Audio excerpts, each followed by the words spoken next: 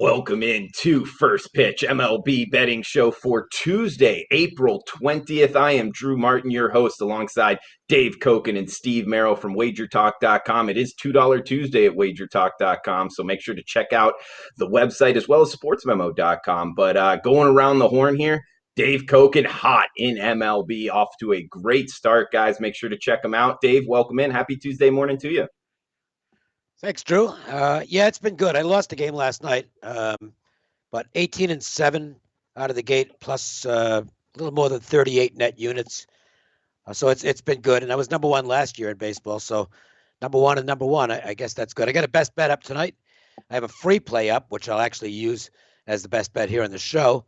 And still available, I think through Sunday, is a special offer to get all my plays in all sports through the end of 2021. So that'll include college football, where I'm number one all time at Wager Talk, and of course baseball and hockey.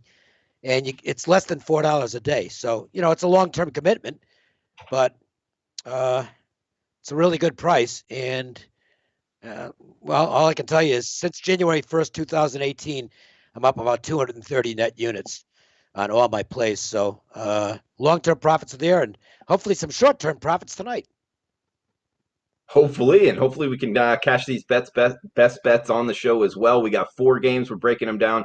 Best bets at the end. Steve Merrill, Tuesday morning. Happy 420 to you, Steve.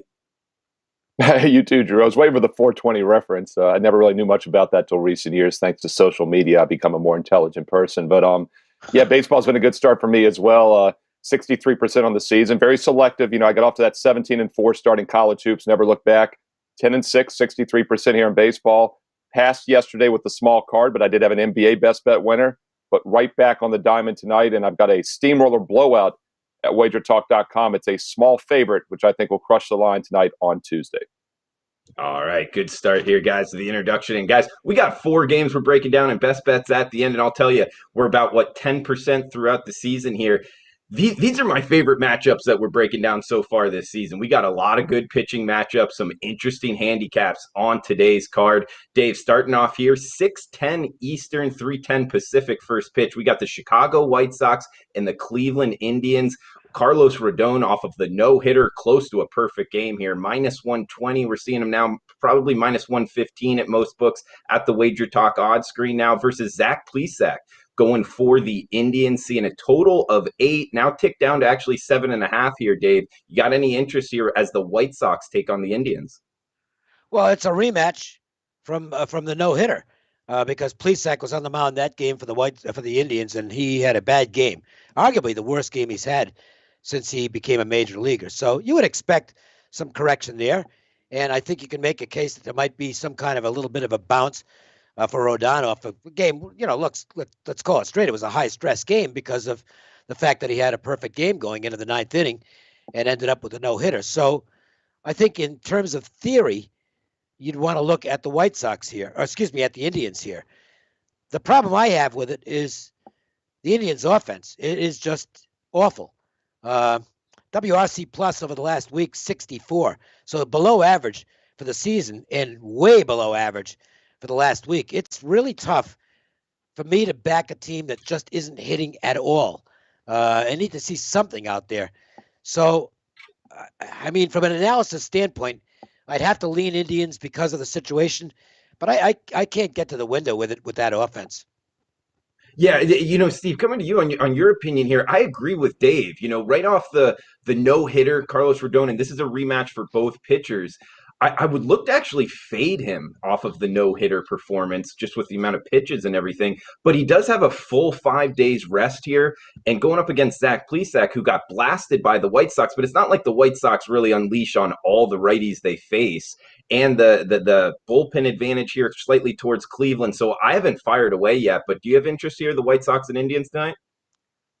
Well, we do talk about the White Sox being so much stronger, against lefties since last year. So that would favor the under a little bit. And we have seen a lot of money, by the way, on the under. This line opened 8. It's now 7.5 under 25, which means it might get to that key number of 7 by tonight, or this early evening start at 6:10 Eastern. So I would agree with the under here. Never a problem playing either one of these teams under.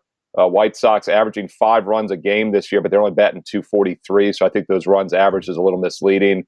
Indians, meanwhile, batting 209, 3.8 runs. Nothing misleading about that. As Dave said, they continue to struggle to hit the ball. They get by with pitching. And while I do like to fade these guys off no-hitters, and like Dave said, it was really a disappointment to have a no-hitter. It's second time this month we've seen that happen. And keep in mind, Musgrove did not pitch well in his next outing against the Pirates last week after his no-hitter, which should have been a perfect game, minus one hit batsman. Rodon's, his was in the fourth inning. Rodon's was in the ninth inning with 2 strikes on the guy. I mean, very seldom can you say it's a letdown to have a no-hitter, but that almost felt like a letdown. I mean, it should have been a perfect game.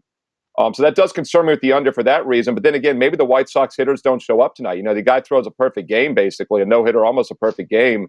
I think it's human nature, like we've talked about with DeGrom and some of these other starters. You just don't get offensive support sometimes. So I think the under makes sense here. As I said, it has gone from 8 to 7.5 under.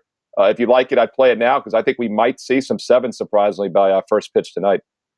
All right, good stuff, Steve. And second game up, also a happy hour special here, 6:35 Eastern, 3:30 Pacific time. We're talking about the Braves and the Yankees for our second game here, Atlanta and New York. We're seeing Charlie Morton on the hill for the Braves, Jameson Taillon going for the Yankees, Steve. We're seeing the Yankees now minus 125 favorites, 8.5 the total here in Yankee Stadium. Looks like about 65 degrees with wind blowing out at 11 miles per hour.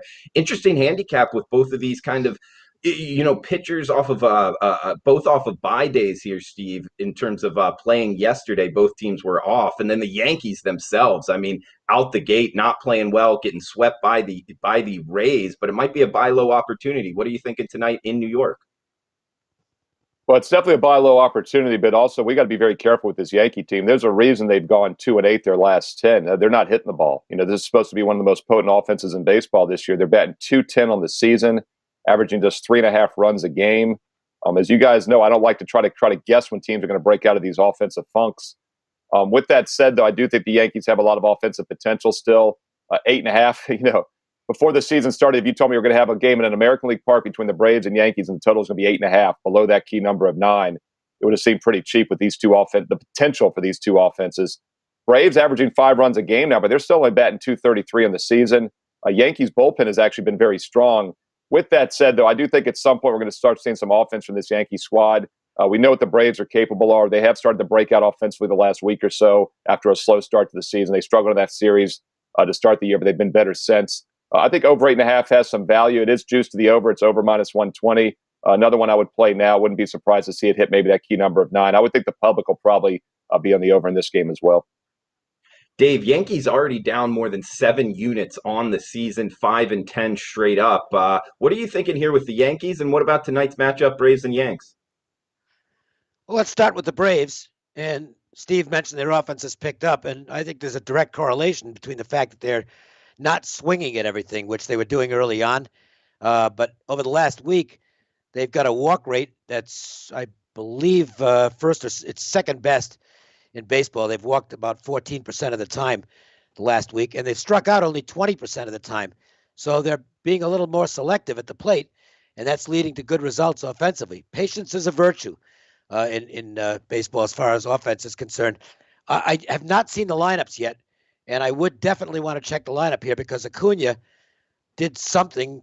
I don't know how serious it was in the game on Sunday. They didn't play yesterday, and I want to see if he's available tonight or not. It looked like some kind of hopefully a very minor oblique thing, in which case he'll be right back in the lineup. But I'd wait to see if he's playing because he is just on fire, and he's the catalyst for that entire offense. On the Yankees side, obviously they're not hitting. Why aren't they hitting? Well, part of it is a little bit of it's bad luck. I mean, they've got a batting average. Last week, they have a batting average on balls in play of under 200, which is kind of extraordinary. You might see a pitcher with numbers like that on occasion, but for a whole team to have that kind of a batting average on balls in play, even over a 1-week stretch, is kind of remarkable. Just to give you some context, the second lowest team over the last week in batting average on balls in play is 233. That's the Diamondbacks. So they're a full 35 points below that. That's an extraordinary figure. So a lot of bad luck with their offense. in addition to the fact that they're not swinging the bat especially well. I think they're going to break out. I don't know if it's going to be here or not, though. And it's kind of a wait and see. Also, it's a wait and see on Tyon, who is, making his way back from a long time away from the game because of illness and injury. And he's had some command issues early on. Hopefully that corrects as he gets more acclimated to pitching every fifth day again. But right now, he's not a guy I can go with. I don't really want Morton here, particularly. Long story short, well, no, not long story short. It's actually long story long because I spoke a lot without saying anything on this game. But hopefully I gave you an idea why I'm staying away from this game. There's just some outlier numbers there, and those are really difficult for me to handicap as to when a team is going to stop doing what the outliers are indicating and get back to some normalcy. So, if anything, I would take the under, but that's a very small lean. All right, Dave, and it's okay to take a little bit of time here. We're always interested in your opinions, and shout out to the chat box, Jessica, Johnny, Christian, all saying Acuna is out tonight, Dave. So would that change your handicap at all? Well, it certainly doesn't hurt the under. I hadn't checked because I knew it was a game I wasn't using, and I generally kind of just toss those aside. But that's significant, obviously. There's nobody hotter than Acuna, and I can see some under rationale based on that. Okay, and guys, it's always interesting to see the Yankees. Any team really at 5-10 on the season with bullpen whip rated number 1 in MLB. So to have success in the late innings and also be, only 5 wins and 10 losses, to Dave's point, it's just a really difficult handicap with the Yankees right now. So we got 2 more games here, guys. Staying in the AL East, actually, for our next matchup, 7:10 Eastern here, Dave. We got the Toronto Blue Jays in the Boston Red Sox. We're seeing Ryu versus Rodriguez going for the Red Sox, and pretty much a pick 'em price here, depending where you're shopping. 8.5 down to 8 at most shops now for the total. You interested in getting involved in this AL East matchup, Dave? I was hoping that, based on the way the Red Sox are playing, that they might come a small favorite in the first 5 here.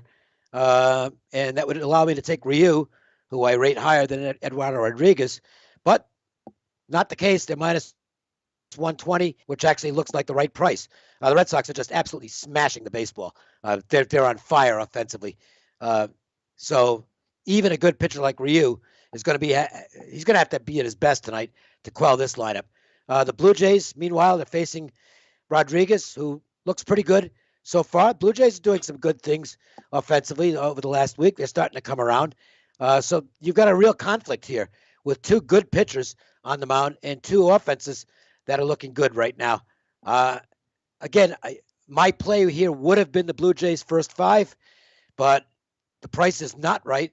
And that's, to me, the most important thing. The price is not right as far as getting value is concerned. So it's a pass for me, but if you're looking for action, I would back the Blue Jays and Rio for the first 5. Not going to make my card, though. Okay, and Steve, coming to you. I mean, I was looking at Ryu as well. I really looking towards the Blue Jays full game here at a pick 'em price. I have them rated as the slightly better bullpen. But what are you thinking tonight in the AL East, Steve? I think the big question is which Red Sox offense shows up. I mean, is it the offense that had 17 hits last night, left 11 guys on base, and still had 11 runs with 11 guys left on base still? If that offense carries over the momentum tonight, I think they have the edge because Toronto has not been as good offensively. And now they're coming off the 4-game set of Kansas City. This is obviously a step down in class as far as the pitchers they'll face overall. Surprisingly, as you said, Drew, Boston's bullpen has been good this year, and so has Toronto's. I still don't think that's going to hold up. I think that's a short-term anomaly. I mean, the Red Sox bullpen was not good last year. They have played well out of the gate offensively. I would lean towards the home team here, though. Got 2 lefties on the mound. Toronto has actually hit left-handed starters fairly well this year. So I think we could see some runs as well over 8 minus 120. Some of the sharper books do have 8.5 out there. So I like Red Sox and I like over in this game on Tuesday night. All right, guys, we got one more game, but a reminder, $2 Tuesday, Wager Talk and SportsMemo.com. We got Kevin Dolan, the $2 handicapper at Wager Talk, his NBA top play, and also at Sports Memo, Adam Trigger, a new handicapper here with good analysis, always putting together long write-ups. If you like reading it, today is a good day to try him out for $2 Tuesday, his top play at SportsMemo.com, MLB handicapper here with analysis at sportsmemo.com, discounted to just $2. So, guys, we got one more game, best bets at the end. This next game is actually my best bet, Steve. We got the Milwaukee Brewers and the San Diego Padres in the nightcap, 10:10 Eastern, 7:10 Pacific start here. It looks like 57 degrees in Petco with light wind. We're seeing a 6.5 total. Minus 115 here towards the Padres. It has been bought down from minus 130. Good pitching matchup, especially on the Brewers side. Corbin Burns, the righty, versus Chris Paddock going for the Pods here. Steve Merrill, any interest in getting involved in the nightcap tonight?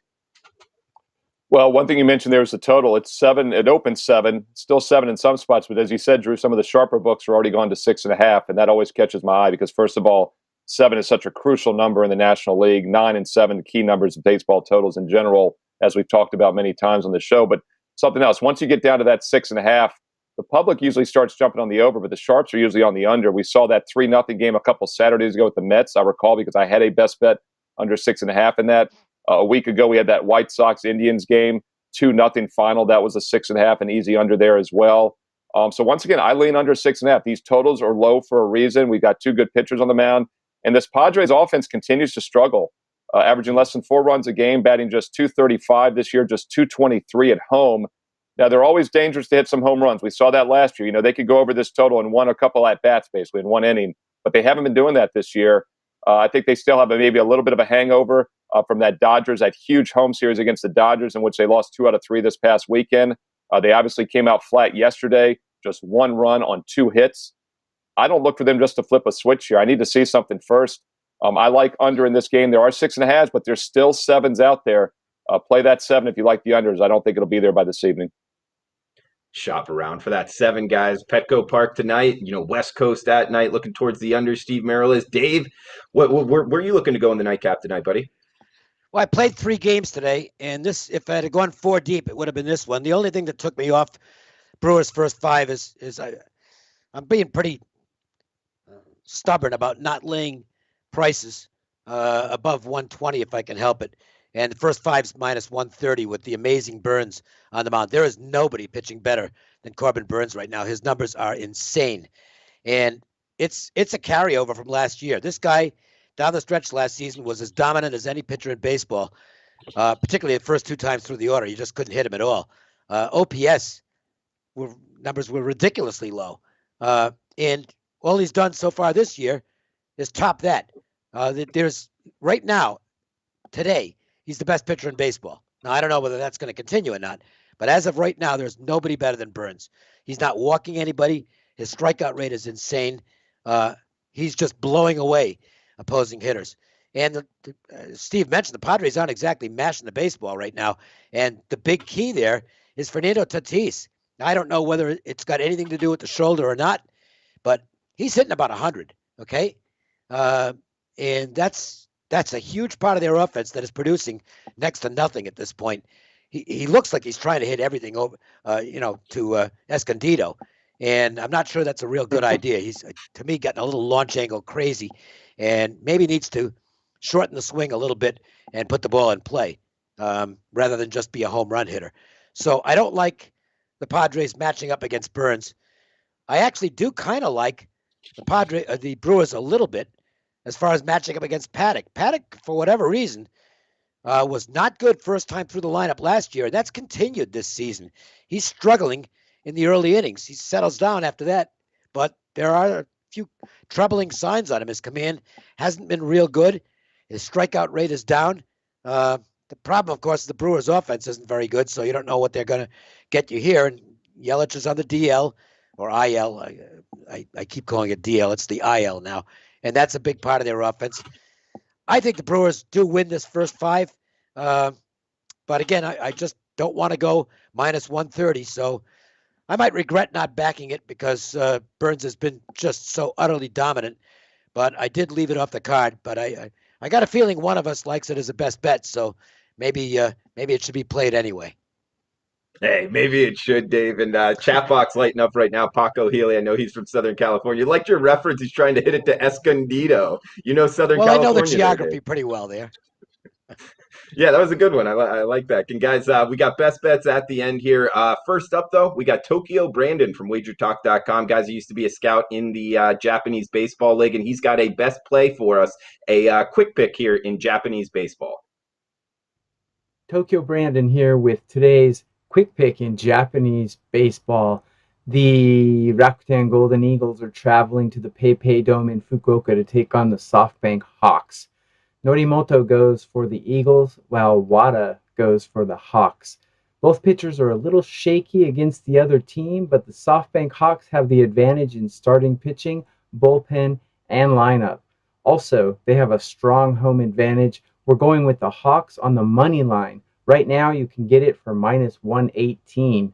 Hawks money line. That's the play for today. Thanks, guys.